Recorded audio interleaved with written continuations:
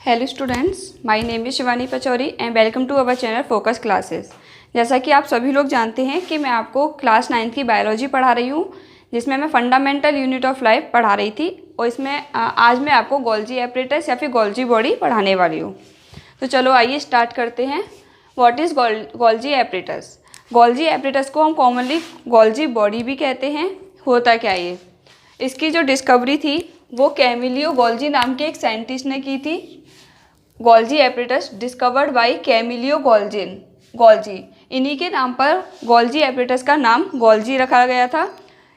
और किस ईयर में की गई थी? 1898 में की गई थी। ये होता क्या है, जैसे कि मैंने आपको जब सेल के ऑर्गेनल्स बताए थे, उसमें मैंने आपको दो तरह के ऑर्गेनल बताए थे, एक थे डबल मेम्ब्रेन और एक थे सिंगल मेम्ब्रेन। तो ये गोल्जी एपरेटस जो आता है वो सिंगल मेम्ब्रेन में आता है। तो ये गोल्जी एपरेटस जो होता है वो सिंगल मेम्ब्रेन बाउंड वेसिकल्स होते हैं। तो मेम्ब्रेन ऑफ गोल्जी बॉडी, अब इसकी लोकेशन बताते हैं कहाँ से स्टार्ट होता है और क्या होता है। So membrane of Golgi body often have connection with membrane of ER. इसका मतलब क्या है? जैसे कि मैंने आपको जब ईआर बताया था तो मैंने आपको बताया कि वो एक पार्ट उसका न्यूक्लियस से स्टार्ट होता है, मतलब उसका जो एक पॉइंट है, एक साइड है ईआर की, यानी कि एंडोप्लाज्मिक रेटिकुलम की, वो कहाँ से स्टार्ट होती है? न्यूक्लियस से स्टार्ट होती है। और जो दूसरा पॉइंट था या दूसरी साइड जो ख़त्म होती है वो होती है आपकी प्लाज्मा मेम्ब्रेन पर। इसी तरह इसकी जो एक साइड है गोल्जी एपरेटस की, वो स्टार्ट होती है आपकी ईआर यानी कि एंडोप्लाज्मिक रेटिकुलम।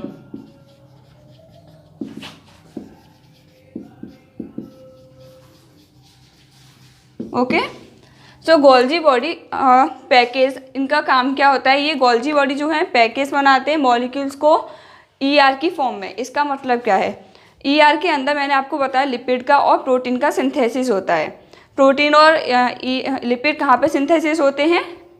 ईआर के अंदर। इसके मैंने आपको दो फेज बताए थे, कौन कौन से दो कंपोनेंट बोल सकते हैं इनको। एक था आपका एसईआर, एक था आपका आरईआर। एसईआर के अंदर मैंने आपको बताया था कि लिपिड का फॉर्मेशन होता है, और आरईआर जो होती है वो रफ होती है क्योंकि वहाँ राइबोसोम्स प्रेजेंट होते हैं, इसलिए वहाँ पर प्रोटीन का फॉर्मेशन होता है। इसी तरह जो प्रोटीन्स या लिपिड्स जिनका सिंथेसिस कहाँ पर हुआ? ईआर के अंदर। और इसकी एक साइड जो है वो किससे कनेक्टेड है? गोल्जी एपरेटस की ईआर से कनेक्टेड है। तो जो उनके अंदर सिंथेसिस हुआ प्रोटीन्स का और लिपिड का, आगे चल के उनका जो मूवमेंट होगा, जो पैकेट बनेंगे वो बनेंगे आपके गोल्जी एपरेटस में। इसका मतलब क्या है?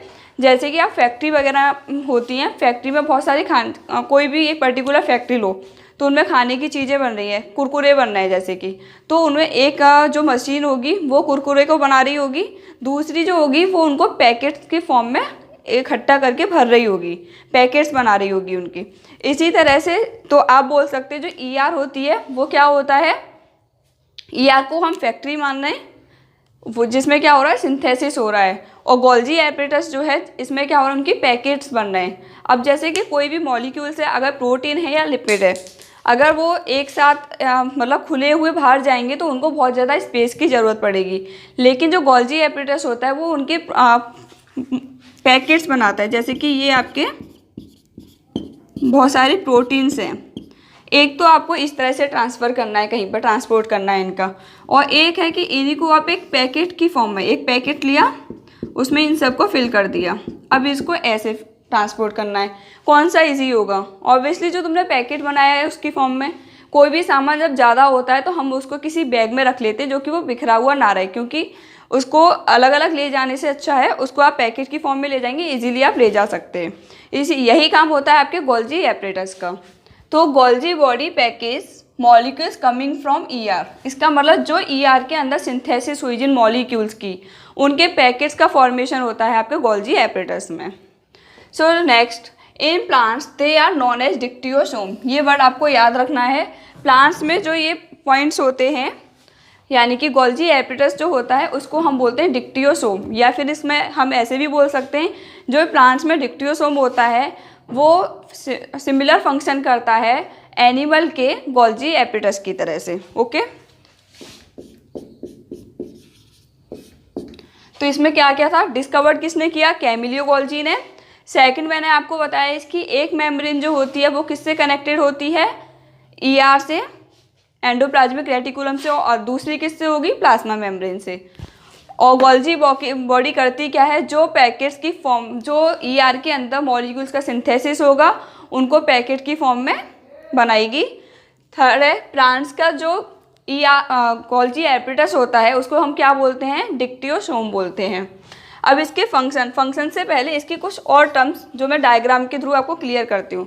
गोल्जी एपिटस के दो पार्ट होते हैं मेनली। फर्स्ट होता है आपका सिस्टर्ने या फिर इसके कंपोनेंट्स बोल सकते हैं हम इसमें। फर्स्ट होता है आपका सिस्टर्ने, सेकंड होता है आपका वेसिकल्स।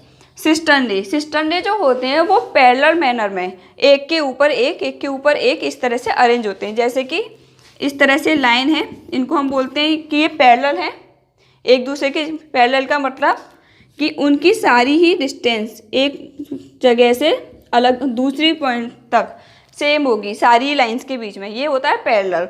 तो इसमें जो सिस्टर्ने होते हैं वो आपके पैरेलल मैनर में अरेंज होते हैं। इनको हम जब पैरेलल मैनर में अरेंज हो जाते हैं तो हम इनको सिस्टर्नल्स बोलते हैं।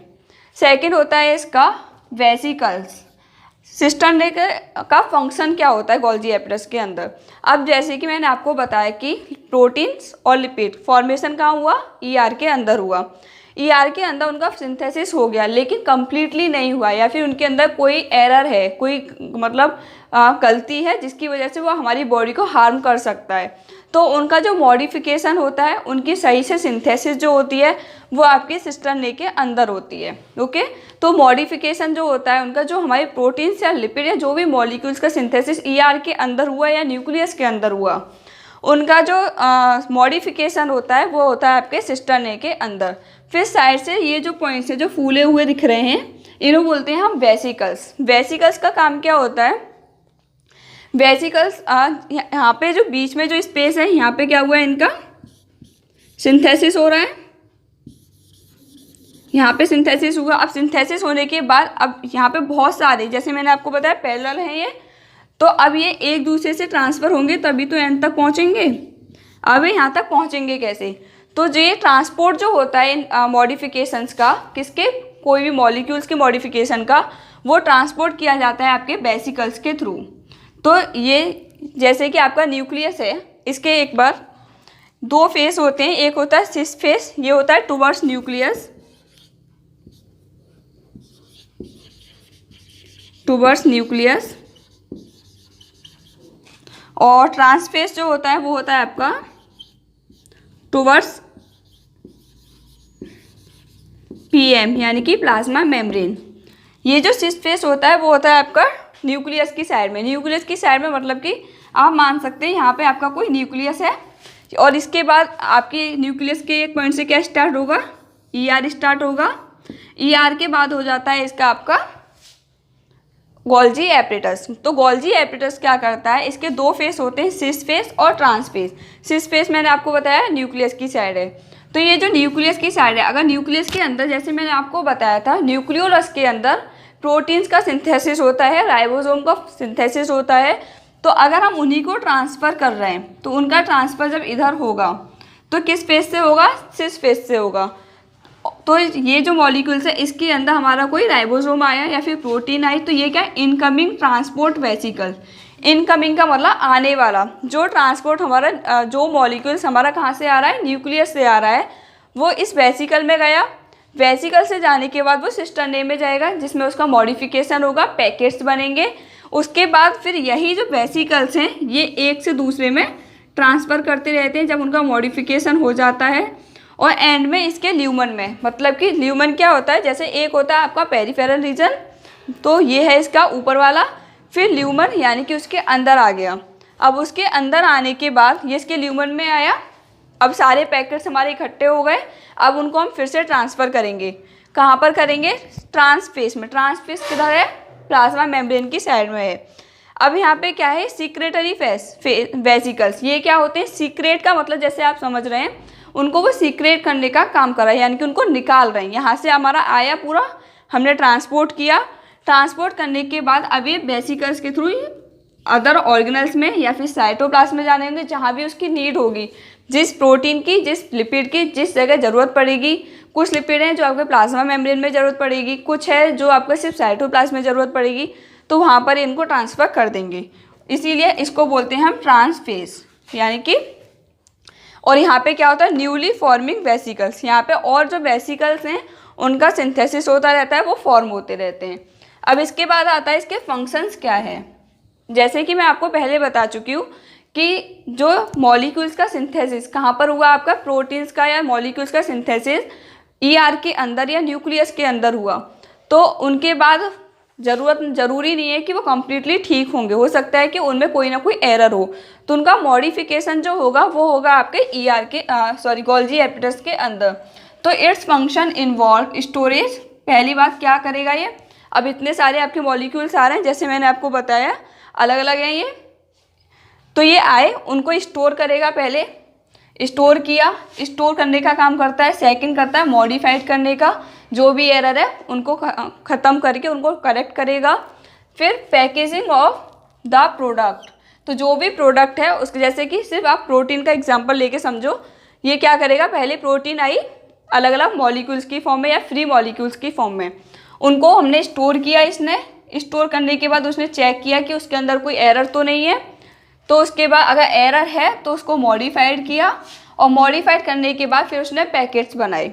ठीक है, जैसे कि मैंने आपको कुरकुरे का एग्जांपल दिया, तो उसमें कुरकुरे पहले जब बनते हैं तो उसको टेस्ट किया जाता है, फिर उसको स्टोर करते हैं, अगर वो ख़राब है तो उनको हम अलग निकाल देते हैं, निकालने के बाद फिर उनको पैकेट्स में भर देते हैं। यही काम इसी तरह से बिल्कुल काम होता है गोल्जी एपरेटस का। Second, it also involve in formation of lysosome. इसका किसमें हेल्प करता है, formation of lysosome, cell wall and plasma membrane. जैसे मैंने अभी आपको बताया था कि कोई प्रोटीन्स हैं, बहुत सारी प्रोटीन्स होती हैं, वो प्लाज्मा मेम्ब्रेन बनाने में हेल्प करती हैं। जैसे कि इंट्रिंसिक प्रोटीन होती हैं, एक्सट्रिंसिक प्रोटीन्स होती हैं, वो किस में होती हैं, प्लाज्मा मेम्ब्रेन में होती हैं। कुछ होती हैं जो सेल वॉल में होती है, कुछ लाइसोसोम में भी इसके कुछ मॉलिक्यूल्स होते हैं। तो ये किसके सिंथेसिस में हेल्प करता है, लाइसोसोम के, सेल वॉल के एंड प्लाज्मा मेम्ब्रेन के। Third point, formation of acrosome of sperm. Sperm क्या होता है, मेल का जो गैमेट होता है उसे बोलते हैं हम स्पर्म। स्पर्म के कुछ पार्ट मैं आपको एक नॉर्मल से स्ट्रक्चर बना के बता देती हूँ। जैसे कि ये स्पर्म है, तो ये होगा इसका हेड, ये होता है इसका मिडल पार्ट, और ये होती है इसकी टेल। ओके, तो ये जो इसका हेड होता है, हेड में एक और पार्ट प्रेजेंट होता है इस तरह से, ये होता है एक्रोसोम। तो ये जो एक्रोसोम होता है वो किससे बनता है, गोल्जी एपिटस से। Formation of acrosome of sperm, sperm की जो एक्रोसोम होता है वो किसके मॉडिफिकेशन या किसकी हेल्प से बनता है, गोल्जी एपिटस से। और जबकि इसका जो मिडल पार्ट होता है वो बनता है माइटोकॉन्ड्रिया से। जब माइटोकॉन्ड्रिया पढ़ाऊंगी तभी पॉइंट बताऊंगी, बाकी आप अभी याद रखना। तो इसके कौन कौन से 3 फंक्शन थे। फर्स्ट था storage, modification and packaging. Second था ये किसकी सिंथेसिस में हेल्प करता है, lysosome, cell wall and plasma membrane. Third point है इसका, ये हेल्प करता है formation of acrosome of sperm. Okay, 2 मैंने इसके फेस बताए थे, सिस फेस और ट्रांस फेस।